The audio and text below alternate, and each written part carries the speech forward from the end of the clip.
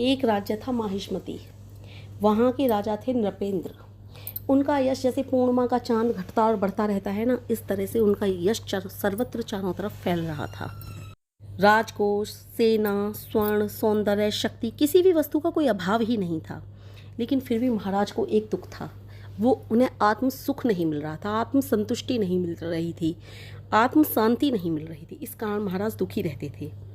हालांकि महाराज प्रजावत्सल थे, न्यायकारी थे, संपूर्ण प्रजा भी उन्हें श्रद्धा की दृष्टि से देखती थी।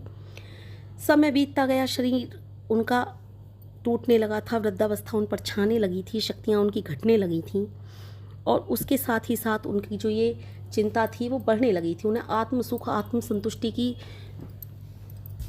प्यास उनकी बढ़ने लगी थी। उन्होंने हर किसी से बोलना चालना बंद कर दिया, किसी से वो अब मिलते भी नहीं थे, उदास और बेचैन रहने लगे थे। न जाने किसी चिंता में डूबे हों और कुछ खोज रहे हों, इस तरह से रहने लगे थे।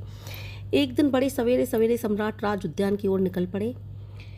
एक स्फटिक शिला पर बैठे हुए थे, पूर्व दिशा की ओर मुख करके, जैसे कि किसी वस्तु को खोज रहे हों, कहीं डूबे डूबे से हों। बहुत सुबह ही चले आए थे, तब तक सूर्य उदय भी नहीं हुआ था। उन्होंने देखा कि यकायक सूर्य उदय होने लगा है। राज सरोवर में जो सूर्य की बाल किरणें थी वो पड़ने लगी हैं और सहस्र कमलदल खिलने लगे हैं। धीरे धीरे कमल के फूलों ने पूर्ण सौंदर्य ले लिया था और अपना सौरभ सर्वत्र बिखेरने लगे थे। यकायक राजा के आत्मा से एक आवाज़ फूटी, क्या तुम अब भी इस रहस्य को नहीं समझ पाई कि सूर्य का प्रकाश कहाँ से आता है? प्रकाश, उसका अंतर स्फुरण, ये कहाँ से आया? कमल का सौरभ उसके भीतर से फूटता है। यह जो सर्वत्र जीवन दिखाई देता है ना, यह सब विश्व आत्मा के भीतर से ही फूटता है। आनंद का स्रोत तुम्हारे भीतर है, उसे तुम्हें जगाना पड़ेगा, उसके लिए आत्मोन्मुख बनना पड़ेगा और साधना करनी पड़ेगी। इस तरह से राजा को अपने प्रश्न का जवाब मिल चुका था। राजा को मोह माया से छुटकारा पाना था। अब राजा को अपने आत्मसुख की ओर बढ़ना था। इसलिए राजा ने अपने पुत्र को राज दिया।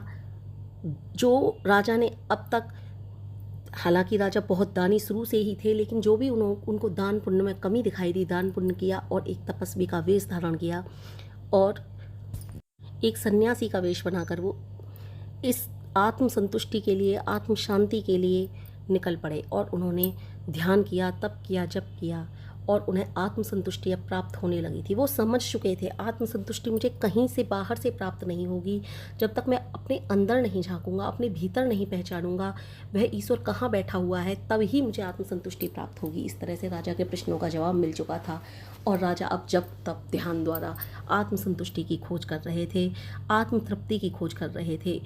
इसी तरह से हम चारों तरफ भागते फिरते हैं, हमें आत्म संतुष्टि कहीं नहीं मिलती। हमें आत्म संतुष्टि हमारे भीतर ही बैठी हुई है, हमें आत्म शांति हमारे भीतर ही बैठी हुई है। जब तक हम अपने आप को भीतर से नहीं पहचानेंगे, जब तक हम अपने आप को भीतर से नहीं जगाएंगे, तब तक हमें आत्म सुख, आत्म शांति कहीं नहीं मिलेगी। संसार में हमें सुख प्राप्त करना है, शांति प्राप्त करनी है, तो हमें आत्मविमुख बनना ही पड़ेगा। संतुष्टि और शांति के लिए हमें अपने आत्मा के अंदर झांकना ही पड़ेगा।